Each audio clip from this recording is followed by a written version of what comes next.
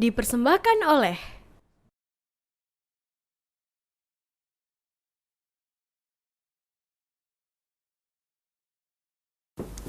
Bismillahirrahmanirrahim. Assalamualaikum warahmatullahi wabarakatuh. Alhamdulillah, wassalatu wassalamu ala rasulillah sallallahu alaihi wasallam.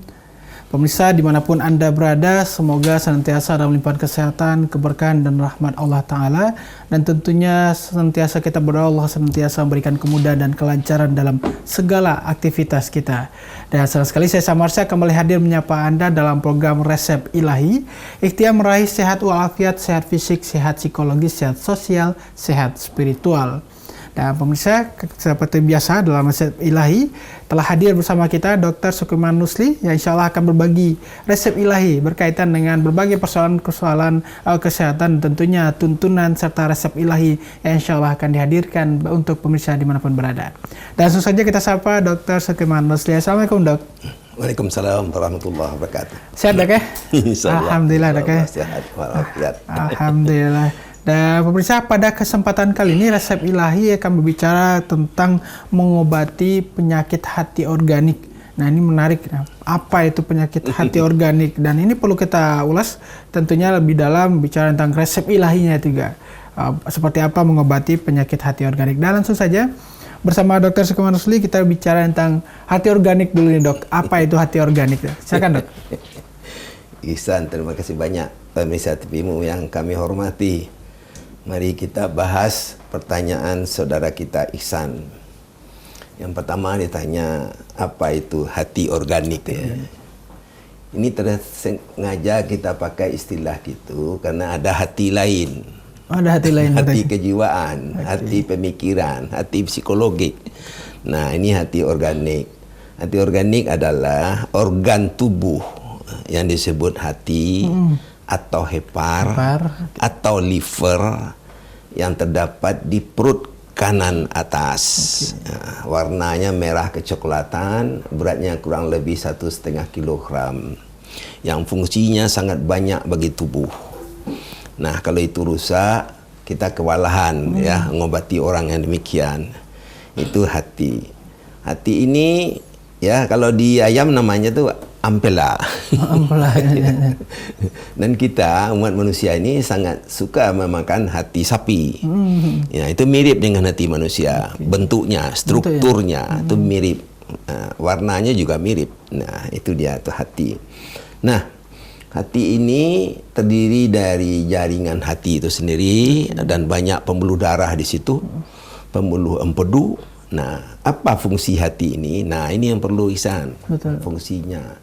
Yang pertama adalah ini proses metabolisme, artinya mencerna zat makanan yang terakhir, yang menghasilkan saripati makanan yang telah dibutuhkan oleh tubuh. Itu fungsinya. Jadi kalau karbohidrat akan menghasilkan glukosa, galaktosa, fruktosa, itu yang dibutuhkan tubuh. Protein diolah oleh hati terakhir menjadi asam amino, lemak menjadi kolesterol, asam lemak, demikian. Nah, itu diedarkan oleh jantung, zat-zat gizi tadi ke seluruh tubuh. Jadi hati ini merupakan apa produsennya, dia memproduksi untuk kepentingan tubuh. Fungsi yang lain adalah namanya detoksikasi. Menetralisir racun atau toksin yang masuk tubuh bersama makanan. Nah, ini sangat penting. Fungsi lain adalah memproduk beberapa zat seperti albumin, itu protein. Nah, itu hati bikin. Orang kalau terganggu albumin kan sakit dia. Memproduksi empedu untuk mengelola lemak, memproduksi enzim, banyak yang diproduksinya. Selanjutnya adalah fungsi hati itu cadangan. Cadangan dari metabolisme tadi. Di cadangan untuk karbohidrat, untuk lemak, untuk lipid. Cadangan karbohidrat itu disebut glikoprotein. Nah, ini dengan puasa ini ujian nih.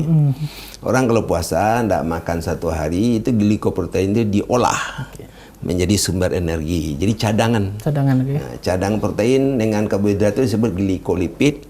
Kalau dengan lemak dengan protein glikoprotein, ya, dengan betul. lemak glikolipid. Glikolipid, Nah, itulah cadangan-cadangan yang digunakan oleh tubuh ya saat nutrisi tidak masuk. Nah, itu fungsi hati. Sedikit hati ya organik tadi, Dok, ya. Ya, hati organik. Nah, kalau kita kan kemarin juga sempat bicara soal hati, Dok, ya, hati dalam konteks psikologis ya, Dok, ya.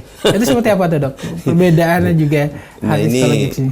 Bahasa kita, Anda bahasa bangsa Indonesia pun orang luar negeri juga begitu. Ya. Jadi hati bagi bangsa kita itu bahasanya itu berarti dua arti jadinya. Satu hati yang kita bicarakan tadi, betul. Yang kedua Secara hati organik. Pemikiran. Nah, hati pemikiran ini yang bisa diterangkan oleh agama kita ini. Disebut kalbu. Nah, itu kalbu. Kalbu adalah produk pemikiran kognitif afektif yang akan mengendalikan seluruh potensi kemanusiaan itu sehingga terwujud satu kepribadian yang diinginkan, yang bermakna, yang beradab. Nah, itu hati, itu kalbu.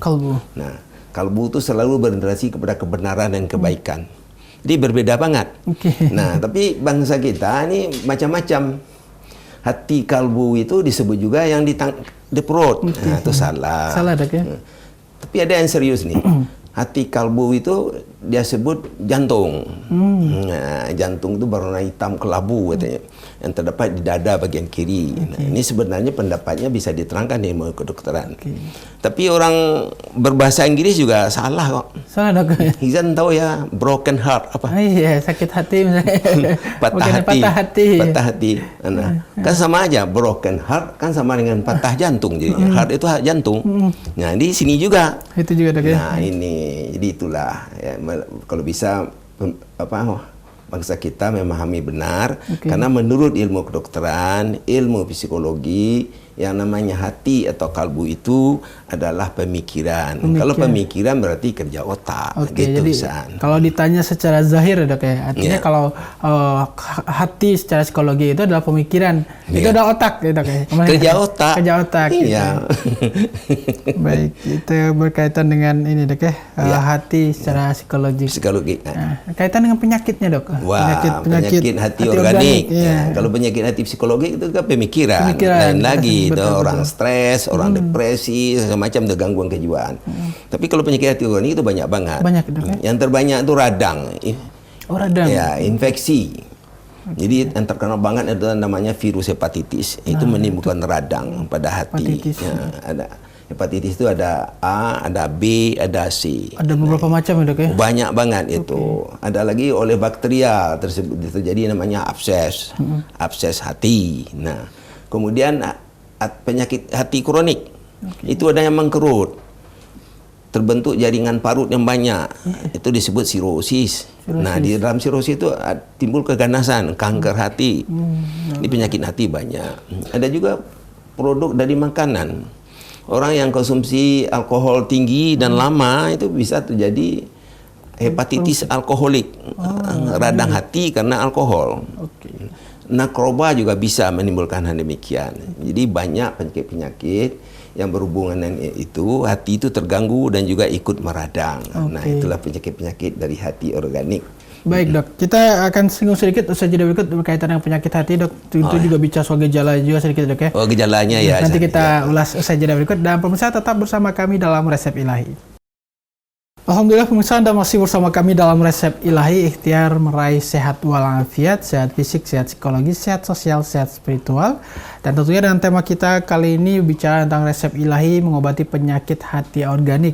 Dan Dok, tadi kita sudah singgung, Dok, ya, penyakit hati organik itu apa saja, dan juga kaitannya dengan gejala utama dari penyakit hati organik, karena memang ternyata banyak, Dok, ya, penyakit yang kaitannya dengan hati ini, Dok. Nah, silakan, Dok, untuk gejala ini juga, Dok. Iya. Terima kasih banyak, Ihsan. Jadi penyakit yang tertinggi insidennya itu radang tadi, hepatitis. Hepatitis A itu menularnya melalui makanan. Nah, hepatitis B, C itu menularnya lain, bukan melalui makanan. Bukan makanan? Bukan. Itu semua proses yang ada perlukaan, luka. Jadi tindakan medik yang tidak steril, ya. Kemudian Tuh anak-anak muda narkoba yang suntik-suntik kutau itu sangat tinggi insiden di zaman sekarang. Itu penularan melalui itu. Hubungan seksual juga bisa. Dari ibu ke bayinya juga bisa. Nah, itulah. Yang perlu kita simak adalah perjalanan penyakitnya. Kalau hepatitis A yang melalui makanan itu sering bersifat akut. Ciri khasnya itu iktrus, itu warnanya kuning.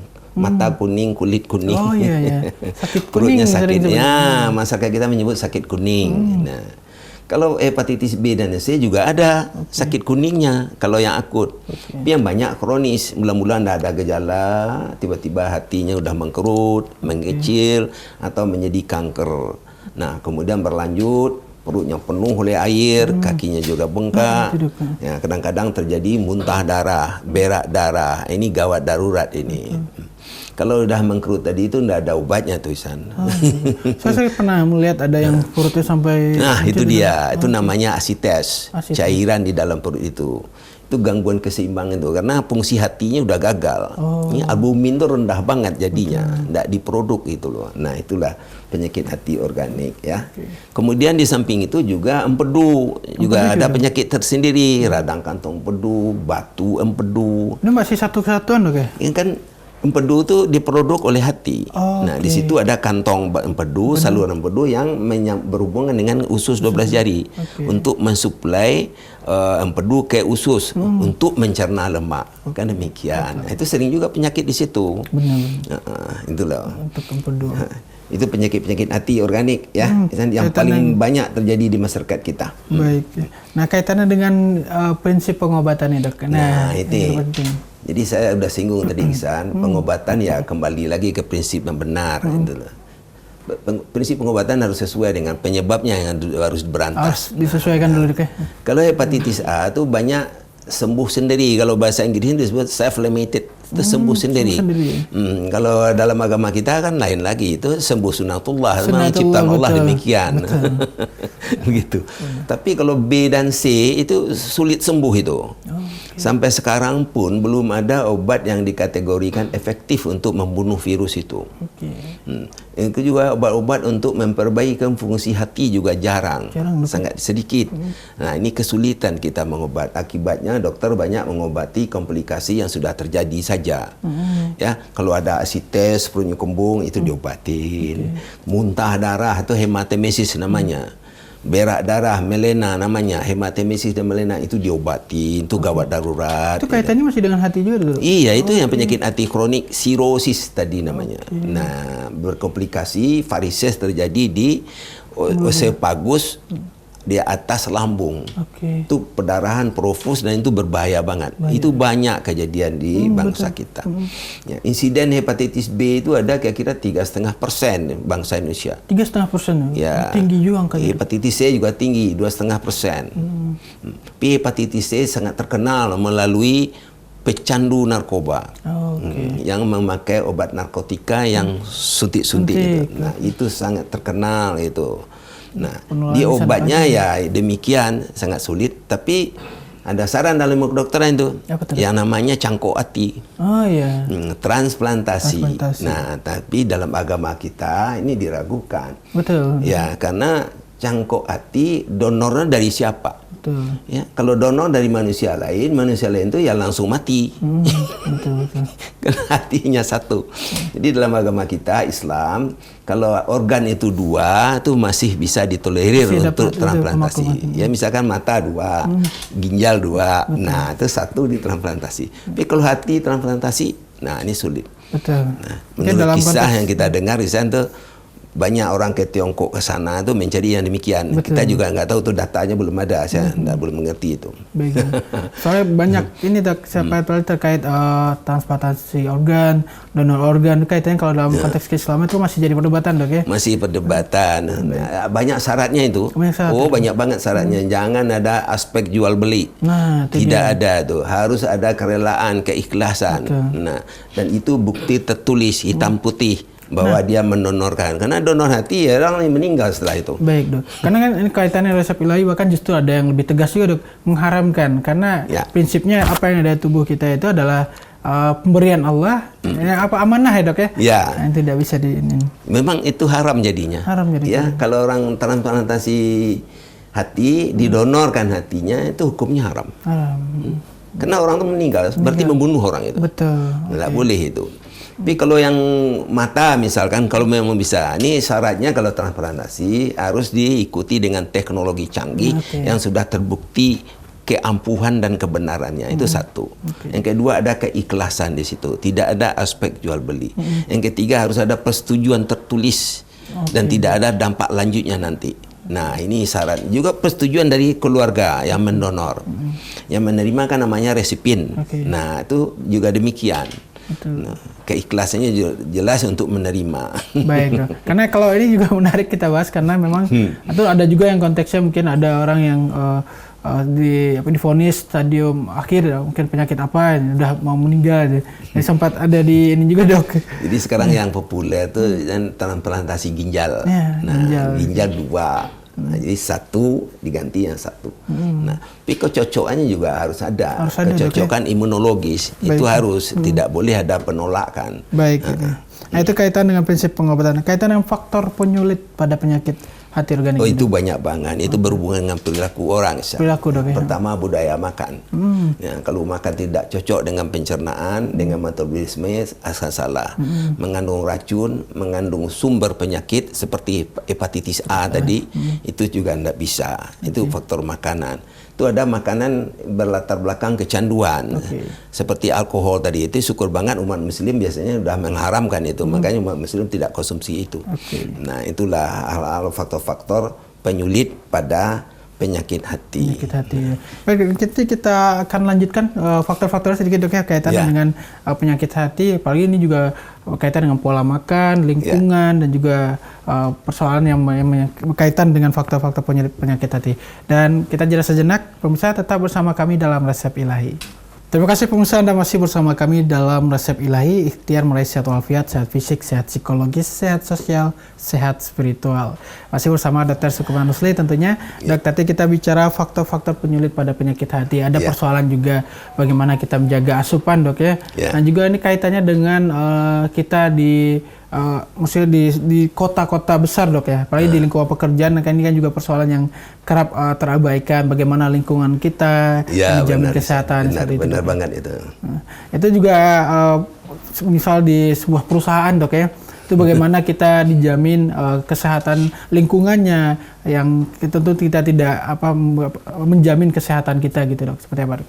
Ya, Iksan, terima kasih banyak. Iksan, menjawab itu semula yang lebih kecil ya. Nah, pertama, mari kita mengatur kesisteman ini untuk keluarga dulu. Ini bagaimana mengatur pola makan keluarga kita di rumah. Yang kedua, dilihat aspek-aspek yang mendatangkan kecanduan. Itu dulu, nomor satu itu. Jadi kalau di rumah, tolong asupan gizi itu memang bervariasi, seimbang, halalan thayyiban. Jangan banyak lemak. Nah, kalau banyak lemak, banyak jeruan, ya, itu akhirnya menimbulkan perlemakan di hati. Itu disebut fatty liver. Nah, ini tadi kita belum sebutkan. Nah, itu tidak boleh. Nah, kemudian yang kecanduan seperti tadi akan berbahaya banget kalau keluarga muslim juga konsumsi alkohol. Itu tidak mungkin. Jadi lemak-lemak, alkohol yang buruk-buruk deh. Satu paket harus diperbaiki karena semua yang kita konsumsi akan diolah oleh hati. Nah, tadi Ihsan menyebut bagaimana kalau komunitasnya di atas keluarga. Misalkan suatu komunitas perusahaan, karyawannya yang banyak. Itu benar, Ihsan. Perusahaan juga harus bertanggung jawab ya untuk mengelola kesisteman ini dengan baik. Jangan nanti waktu istirahat di kantor-kantor itu ada makanan mengandung alkohol, kan tidak mungkin. Ada kesempatan diberi ruang untuk merokok. Ini kan nggak sehat. Tidak boleh. Harus diatur bagaimana mengatur pola hidup itu, aktivitas fisik sehari-hari diatur, juga jangan kelelahan, macam-macam tuh Ihsan. Itu harus diatur. Nanti kalau bisa nanti Ihsan, kita dengar benar ini pendapat kalau ada perusahaan yang mau bagaimana strategi perusahaan itu sekarang untuk membina karyawannya. Ya, janganlah jatuh dihinggapi oleh berbagai penyakit, termasuk penyakit hati organik ini. Oke, begitu. Karena memang ini Dok ya, paling kaitannya ini juga saling butuhkan dan berbanding lurus dengan produktivitas dan juga produktivitas perusahaan dan juga kesehatan karyawan. Jadi menjamin bagaimana lingkungan sebuah perusahaan itu yang dengan iklim sehat di lingkungan perusahaan itu menjadi salah satu faktor yang menjadi pendukung sehingga terhindar dari penyakit-penyakit. Coba Ihsan bayangkan, karyawan itu banyak misalkan menyandang penyakit, ya. Penyakit yang masyarakat kita sebut tadi, penyakit liver. Itu produktivitas kerjanya pasti menurun. Betul. Ya, itu tidak mungkin. Ya. Yang kedua, penyakit hati organik, pengobatannya sulit, biayanya mahal. Betul. Malah kita sampai ngomong transplantasi tadi. Benar-benar. Iya. Itu kaitannya Dok ya. Transplantasi artinya butuh keseriusan juga tentunya. Bagaimana tidak hanya di lingkungan keluarga, di lingkungan pekerjaan, secara pribadi dan juga perusahaan dalam konteks yang menaungi banyak orang tentu Dok, menjamin kesehatan di lingkungannya. Dan berbicara tentang resep ilahinya Dok. Ini kaitan dengan pengobatan penyakit hati di saat berpuasa nih Dok. Jadi resep ilahi di sini ada dua aspek, satu resep ilahi dalam aspek pencegahan. Yang kedua resep ilahi dalam aspek pengobatan. Nah, pencegahan sebenarnya sangat penting. Karena hati kalau udah sakit ada yang sangat sulit diobati. Nah, pencegahan apa? Itu kita udah bercerita tadi. Pola makan, pola hidup, kebiasaan sehari-hari, mengatur pola istirahat, olahraga juga penting. Itu semuanya ada, penting gitu loh untuk pencegahan. Kemudian ada beberapa keadaan tertentu yang harus vaksinasi. Ya, anak-anak kita sekarang yang namanya hepatitis B, hepatitis A itu sudah ada vaksinnya. Tapi hepatitis C belum. Nah, jadi vaksinasi itu menunjukkan suatu imunitas yang tinggi itu harus terlaksana. Nah, tadi perusahaan tadi itu harus ya, kalau memang ada karyawan kita belum ada divaksinasi, terutama vaksinasi B yang ada sekarang, vaksinasi hepatitis A, hepatitis B dan A, ya karyawan kalau bisa ya divaksin. Karena hepatitis B itu bisa melalui kontak yang erat gitu loh. Nah, ini tapi harus ada proses perlukaan, ada proses perdarahan itu baru bisa ada menular. Nah, gitu. Pencegahan Dok ya. Kalau pengobatan yang seperti kita tadi ya sama, kalau udah menyandang penyakit harus diketahui penyakitnya apa. Nah, kemudian pengobatannya seperti yang lain, tetap asupan gizi halalan thayyiban yang cocok dengan penyakit itu, kemudian obat-obat untuk memberantas sumber penyakitnya. Nah, ini kita udah bilang tadi, banyak di penyakit hati organik ini obat-obat belum ada yang efektif benar itu. Belum ada Dok.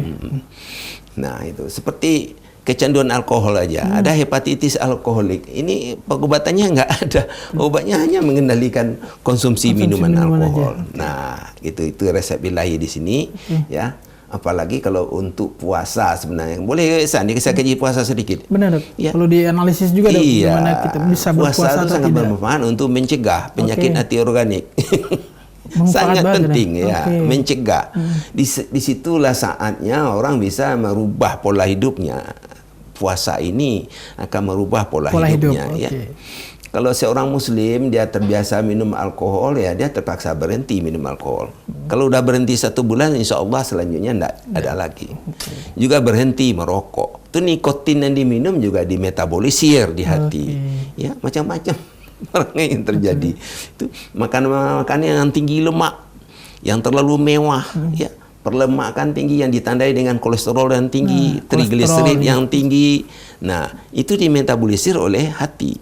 Nah, itu kalau ketinggian, nah susah mengobati. Itulah resep ilahinya, kita kembali tetap juga berpegang ilmiahnya ya.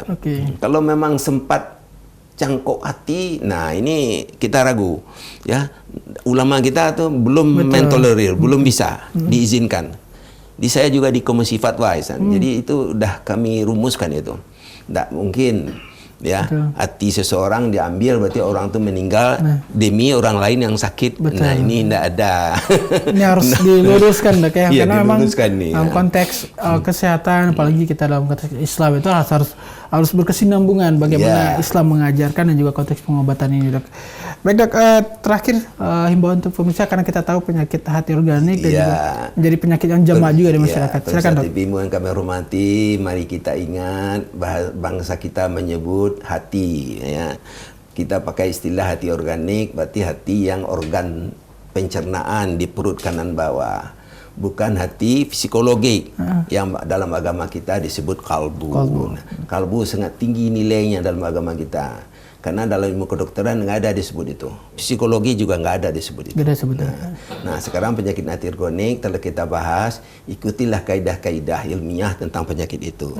Aspek pencegahan sangat penting daripada pengobatan. Nah, tolong mari masyarakat kita bina keluarga kita, diri kita, termasuk perusahaan, bina karyawannya. Ya, janganlah tempat mendapat musibah yang disebut penyakit hati organik itu. Insya Allah. Baik Dok, ini tentu menjadi ikhtiar bersama Dok ya, menjaga kesehatan secara pribadi, keluarga dan lingkungan kita. Pakai untuk masyarakat, di lingkungan pekerjaan dan lain sebagainya tentunya. Baik, terima kasih atas poin-poin yang disampaikan dalam resep ilahi kali ini berbicara tentang mengobati penyakit hati organik. Dan pemirsa, demikianlah diskusi kita pada kesempatan kali ini. Saya Samorsha bersama segenap kru yang bertugas dan juga tentunya Dr. Skoman Nusli undur diri. Terus saksikan resep ilahi ikhtiar meraih sehat walafiat, sehat fisik, sehat psikologis, sehat sosial, sehat spiritual. Bila fisabilillah fastabiqul khairat, nasrun minallah wa fatun qarib. Wassalamualaikum warahmatullahi wabarakatuh. Waalaikumsalam warahmatullahi wabarakatuh. Terima kasih banyak Dok.